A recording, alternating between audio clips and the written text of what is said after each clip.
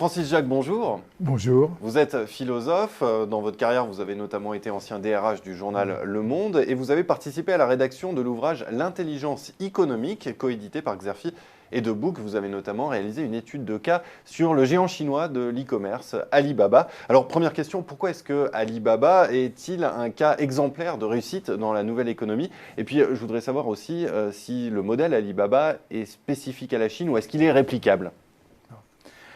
Alors, Alibaba a utilisé, tout comme Amazon et eBay, a utilisé 100% des capacités télécom et informatiques et surtout leur combinaison, leur association. Considérons ce que c'est qu'une transaction marchande. C'est une opération complexe. Il faut rechercher de l'information, il faut sélectionner des favoris, les comparer, il faut passer une commande, il faut payer. Alibaba est capable de dérouler l'ensemble de ces opérations extrêmement rapidement et on peut dire que là où un négoce classique fait une transaction, Alibaba en fait 100. On peut considérer ces chiffres. Alibaba, c'est 100 milliards de marchandises traitées à partir de 2011, c'est-à-dire plus de 100 milliards à partir de 2011. C'est 100 000 références, c'est 25 000 employés, c'est 300 millions de clients, dont 200 utilisent un mobile. Bon.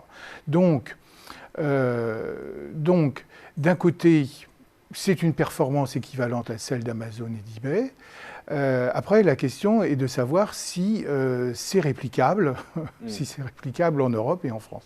Vu de France, justement, quel regard faut-il porter sur Alibaba? Est-ce que c'est une opportunité où on ouvre le marché chinois aux produits français ou est-ce que c'est une menace? Alors, vous faites allusion à l'accord passé en mai 2014 par Laurent Fabius, ministère des Affaires étrangères, avec Jack Ma, le fondateur d'Alibaba, pour valoriser pendant 3 ans les produits français sur le marché chinois. Voilà.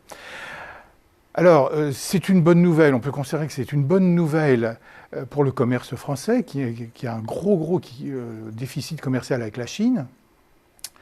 En même temps, si on fait une analyse stratégique, c'est un peu inquiétant. Alors, au titre des forces, dans l'analyse stratégique, au titre des forces, cet accord donne accès donc à 300 millions de Chinois qui ont un fort pouvoir d'achat et qui ont beaucoup d'appétence pour les produits français de luxe, de bien-être.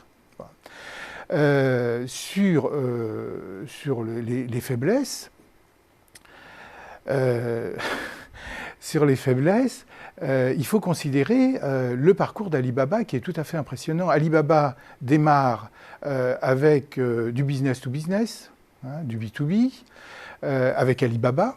C'est l'Alibaba historique, continue avec du consommateur au consommateur, c'est Taobao.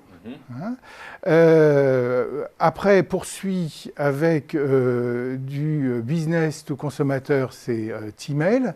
Et enfin, très vite, se dote d'un module de paiement Alipay qu'on peut considérer comme du consommateur, comme du business. Donc, toutes les formes de transactions sont maîtrisées par Alibaba.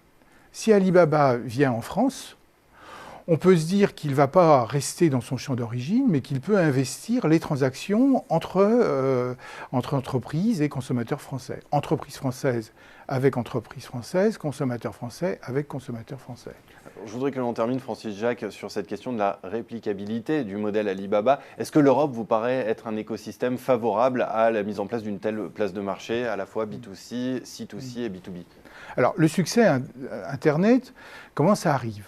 Selon moi, ça arrive par la combinaison de 2 effets. On a l'effet réseau qui multiplie les relations, qui les étend. Et puis, qui donne de la valeur. Voilà, et qui donne de la valeur.